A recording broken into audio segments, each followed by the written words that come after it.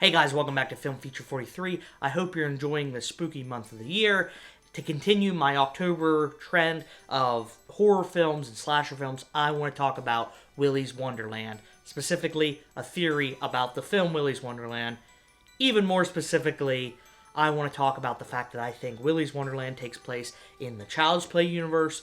And even more specifically, I want to talk about the fact that the news of Charles Lee Ray transferring his soul into a good guy doll inspired the killers that inhabited Willy's Wonderland to do the same thing and transfer their souls into animatronics. So if you haven't seen the film Willy's Wonderland, I'll give you a quick rundown. It came out in 2021. I believe it was supposed to come out in 2020, but with the crap year that was, it got pushed to 2021. The literal and figurative national treasure Nicolas Cage is then hoodwinked into cleaning up a filthy Chuck E. Cheese ripoff to pay off his debt for a flat tire that was caused by the townspeople. Welcome to Willy's Wonderland. Spend the night cleaning Willy's Wonderland, and I will pay to have your car fixed.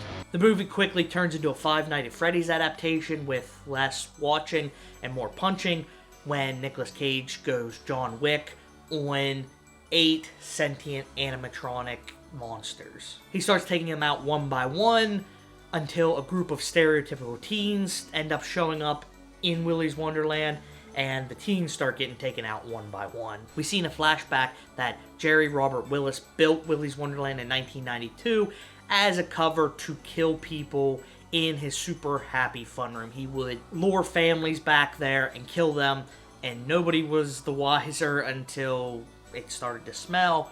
The police storm the building, but instead of going and surrendering, Willy and his band of freaks kill themselves in a satanic ritual, transferring their bodies into the animatronics at Willy's Wonderland. Willy's Wonderland is then reopened years later, and stuff starts happening. The animatronics start doing things they're not supposed to be doing. Bodies start piling up, and when they go to tear it down, bodies in the town start piling up. To appease Willy and his robotic goons, the sheriff and the townspeople make a plan to trap and capture strangers, forcing them to clean Willy's Wonderland, where they are sacrificed to the robotic freaks. Now for the Child's Play franchise. If it was a movie, it would take 3 or 4 sequels just to do it justice. Serial killer Charles Lee Ray, aka the Lakeshore Strangler, aka Chucky, is shot by the police where he enters a toy store and uses voodoo magic and lightning to transfer his soul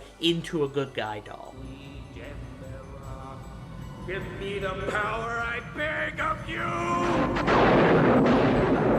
That doll is then bought by the mom from Seventh Heaven and given to her son Andy Barclay. But you can't keep a good guy down, especially a murderous one, so bodies start piling up. We then find out that Chucky, as his friends call him, is turning human. What? about the size of a toddler, and clearly he doesn't want that. He doesn't want to stay in that good guy doll body forever. You mean I have to live out the rest of my life in this body? So he has to transfer his soul to the first person he told his full name to, and that happens to be Andy. We also find out that his heart is the first thing to turn human, and that's what they have to kill, is his heart. So they burn him, decapitate him, he still keeps coming, they finally shoot him in the heart, which kills him. The heart! Shoot him in the heart! Until he's rebuilt for Child's Play 2, where he comes after Andy again. Andy's now in foster care, the bodies start piling up, and with the help of his stepsister, they lure Chucky into a good guy factory where they blow him up with an air hose in his nose. And they never see him again until part 3, where blood drops into a vat of molten plastic that is made into more good guy dolls. Instead of an army of Chucky dolls, like I thought was going to happen when I first watched this film whenever I was younger, it actually only produces one evil good guy doll, still named Chucky, and still after Andy, who is now in military school.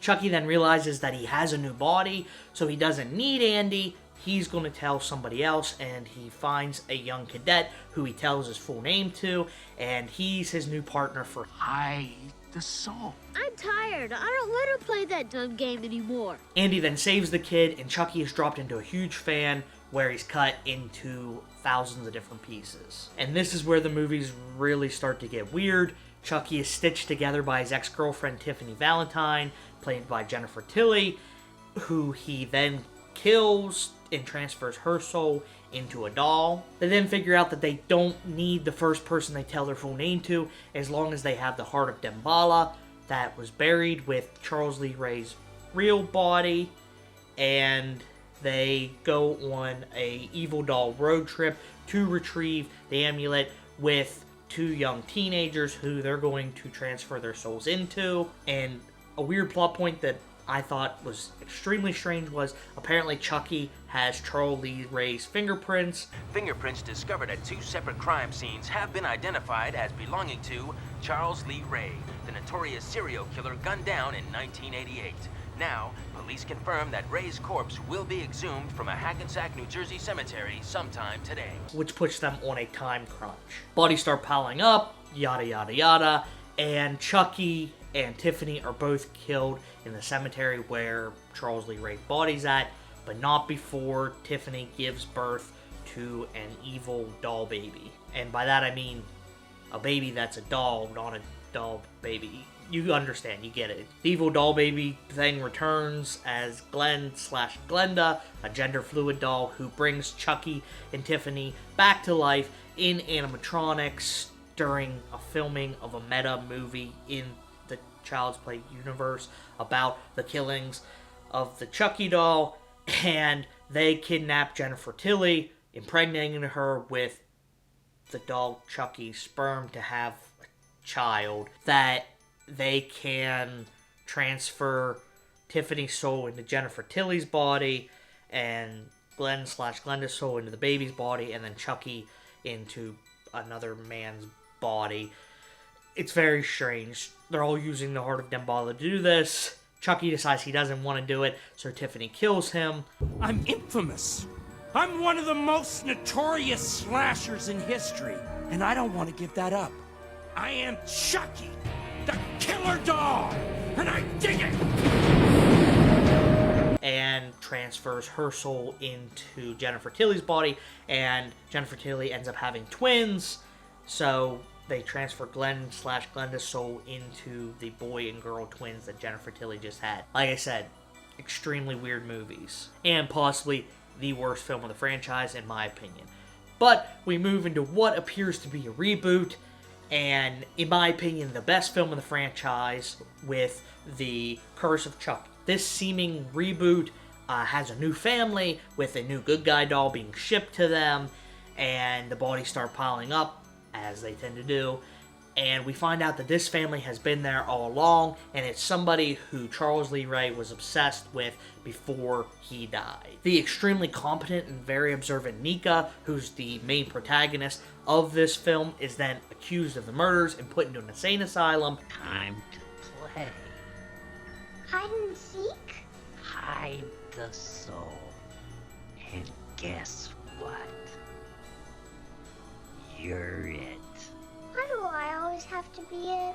Because you're somebody that no one would ever suspect. A day to me, Damballa. Give me the power, I beg of you. Where more and more and more Chuckies start showing up, the bodies start piling up, I never felt so alive! Yeah, well, you've been alive for like 2 minutes. and Nika ends up being possessed by a Chucky doll in the Cult of Chucky. I'll take care of her. Andy returns as an adult, played by the original actor, and he gets locked in the asylum while Nika escapes with the soul of Charles Lee Ray inside of her, which actually leads into a new TV show that I didn't know they were doing, but I'm actually excited for, called just Chucky on Sci-Fi and USA, and it continues to follow this storyline, which I think is actually a really interesting storyline. Out of all the Child's Play films, the last two are probably my favorites. So not including the Child's Play that came out a couple years ago with Aubrey Plaza, that is the Child's Play franchise that we have right now until the new show comes out. So the first part of my theory, now going through all that, is the fact that Child's Play and Willy's Wonderland take place in the same universe. The similarities between these films are very interesting. You have killers who transfer their souls into inanimate objects to escape from the police, and they use the docile nature of these inanimate objects to lure people into a false sense of security, and they kill them. If you think about it, the scariest thing about Chucky is he doesn't look scary. You could say Chucky is a killer doll, but 9 times out of 10 people aren't going to believe you, and that fear of not being believed on top of him just being a doll is what makes Chucky scary. And it's similar for the townspeople in Willy's Wonderland.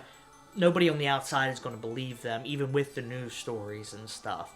So that kind of gives the inanimate object angle an interesting point, and I think that's why movies and video games like Five Nights at Freddy's and the Child's Play series actually work, because they pull on our notion of something that's cute and fuzzy can't be scary. So what I think happened is the events of A Killer Doll became really big news. The events happening of Child's Play 1 in 1988 and Child's Play 2 in 1990. I think Willy caught wind of the goings-on in Chicago. You Googled me. So he was looking for a way out because he knew the police were hot on his tail. So he started doing research and found the Damballa chant. And that chant is what he and his band of freaks use to transfer their souls into the animatronics. Katra transfer energy, where the memory and consciousness of the living relocate into non-living entities.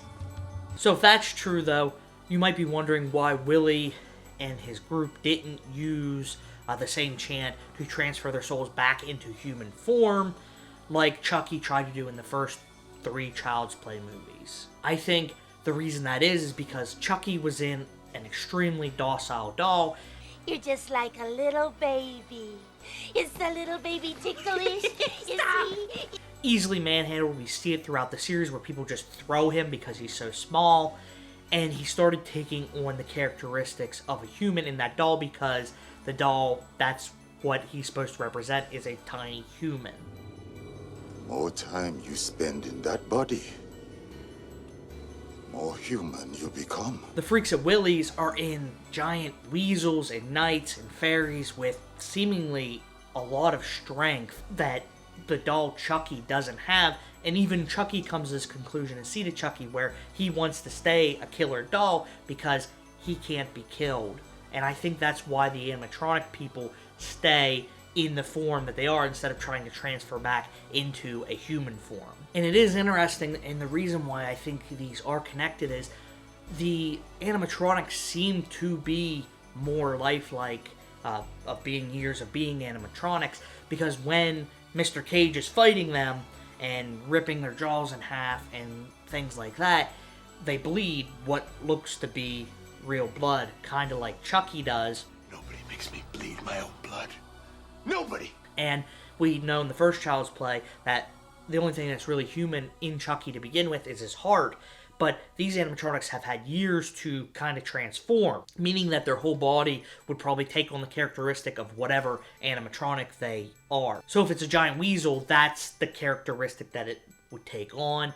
If it's a fairy, whatever that characteristic would entail, that's the characteristic that these creatures are going to take on. And we also see in the Child's Play universe that Chucky and Tiffany are able to make themselves become doll-like at will, kind of like the Banana Splits do in Willy's Wonderland. We also know that once you're in that new body for too long, from Child's Play 2, there's a time limit to how you're able to transfer over into another body, and the only way to override that is to have the Heart of Damballa and a different chant that we see in the later Child's Play movies. 2 things that Willy presumably doesn't have. So even if he wanted to get out of those bodies, it's not really going to happen because he doesn't have the Heart of Damballa. Another thing you might be thinking is Willy used a satanic ritual because we see the pentagram on the ground, and Chucky used a voodoo ritual calling out to Damballa, which is a voodoo god. So it's probably not the same thing, and I actually thought that until I watched Bride of Chucky, and I watched the scene where Tiffany brings Chucky's soul back, and lo and behold, she has candles up and there's a pentagram on the ground. It looks very similar to the ritual that Willy and his band of freaks used in Willy's Wonderland. So you might be asking how Willy actually got the Damballa chant to begin with, and I think the answer to that is Voodoo for Dummies.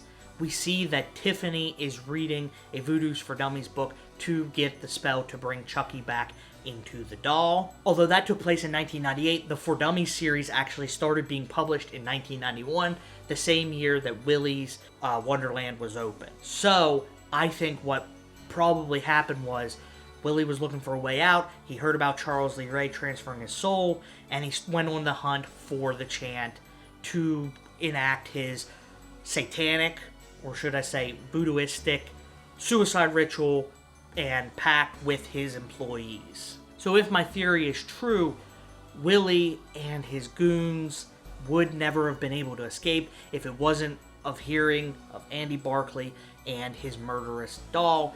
So if it is true, Charles Lee Ray is responsible for more murders than he even knows. But all in all, that's my theory. This was more of a fun theory, just trying to bring light to a movie that you might not have seen, Willy's Wonderland, and maybe piqued your interest. It was an interesting movie, very stylized. I would recommend it. But anyway, that's my video. If there's anything you guys want to see, let me know. I hope you're enjoying these kind of horror-esque videos for the month of October, and I have a few more that I have planned to come out. But until then, I'll see you in the next one. Thanks.